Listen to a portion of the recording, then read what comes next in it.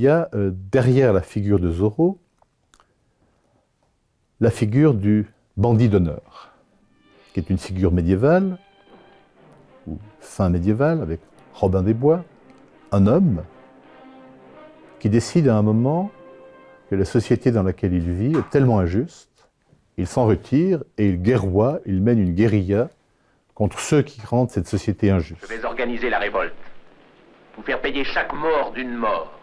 Et je ne m'arrêterai pas avant que chaque Saxon de cette région puisse se dire un homme libre et acclamer Richard et l'Angleterre.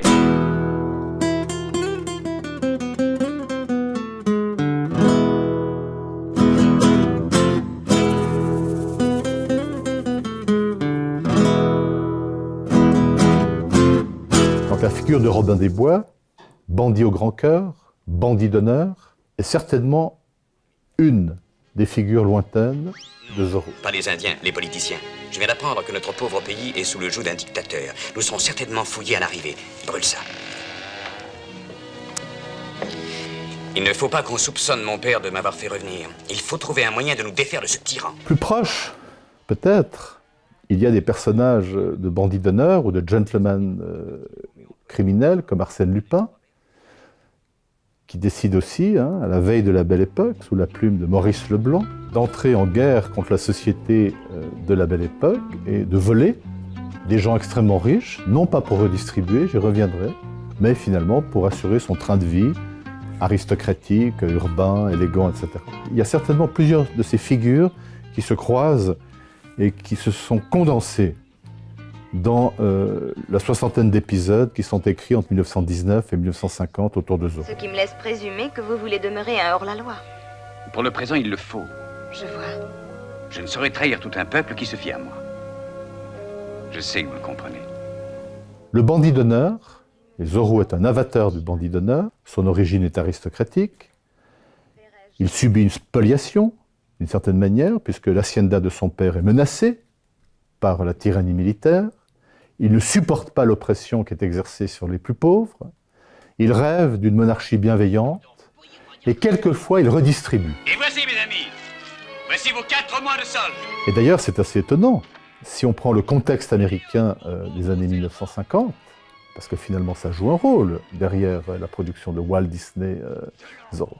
Il y a tout un appareil de production qui est gigantesque. Ce sont les studios californiens, c'est sa propre logique capitaliste.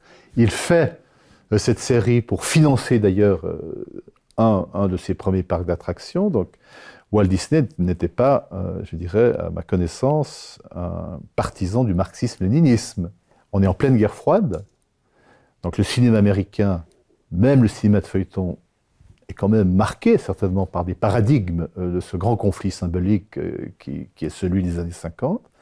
Mais il y a, curieusement, dans le Zorro de Walt Disney, il y a ces composantes sociales qui ne sont pas des composantes communistes, qui ne sont pas des composantes socialistes, qui ne sont pas des composantes radicales anarchistes, mais qui sont des composantes d'un retour à une origine, le bon roi, où l'oppression n'existait pas. Mais est-ce que tu réalises que Zorro ne s'est dressé que contre le mal et la tyrannie, et qu'il ne saurait lutter contre les actes légaux de son gouvernement? Donc c'est un message social assez ambigu d'une certaine manière, qui joue bien avec certainement la mentalité américaine de cette époque-là. C'est pas marqué gauche-droite, etc. Et que cela vous plaise ou non, il est parfaitement légal de vendre le travail des hommes qui sont en prison en les envoyant aux mines. Pas oublier que Macaulay, jusqu'au bout, presque sur les studios, il vérifie quand même les scénarios, il vérifie les adaptations, il est très présent sur le studio. Donc Johnston Macaulay qui a écrit les Zorro. Donc, mais il y a quand même ce côté, on peut dire qu'il y a un côté social, d'une certaine manière, d'équité sociale, mais dans le respect d'une autorité qui est une autorité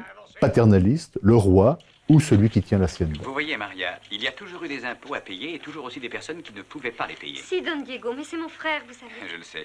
Alors je vais voir si je peux faire quelque chose pour lui. Ceux qui, après, perdent leur temps comme moi à réexaminer Zorro, utilisent le livre d'un extraordinaire historien qui s'appelle Hobsbawm, qui a écrit un livre crucial dans les années 60 sur cette problématique qui s'appelle Les bandits. Les bandits, qu'est-ce que c'est? Il y a des sociétés qui connaissent des crises par rapport à l'État. Ces sociétés anciennes, les Balkans, la Sardaigne, la Méditerranée, certaines parties je dirais, en Europe, périphérique à la construction de l'État moderne. Et Hobsbawm s'est dit, c'est curieux que c'est dans ces endroits-là qu'il y a cette virulence extrêmement forte du mythe du bandit social. Il a étudié toute une série de contes, parce que ça existait évidemment sous forme de contes d'abord, sous forme de récits, sous forme de récits héroïques, et il nous dit, ce diagnostic éclaire la figure de Zorro d'une manière extraordinaire. Eh bien, dans ces régions, c'est des régions qui, d'une certaine manière, résistent beaucoup plus longtemps que d'autres régions au rouleau compresseur de la centralisation étatique, de la modernité fiscale, de la modernité juridique, de la modernité pénale. Et qu'il y aurait des espèces de reliquats de sociétés traditionnelles qui produisent ce type de figure comme figure de la résistance à la modernité étatique. Mais ce qui efface évidemment cette figure qui reste quand même en pointillé très forte, c'est quand même l'individualité du personnage. Finalement, c'est un personnage très individuel, Zorro. Maintenant, je suis libre d'agir tout seul. Rappelle-toi ce que je t'ai dit ce matin. Si tu n'as ni le courage ni la force du lion, emploie la ruse du renard. Et maintenant, je deviens Zorro le renard. Qui peut représenter une forme d'individualisme américain qui sait que lorsqu'il se bat pour une juste cause, eh bien, il arrivera à ses fins, quels que soient les moyens. Et les moyens que Zorro utilise, c'est de récupérer le monopole de la violence de l'État pour le retourner contre l'État oppresseur.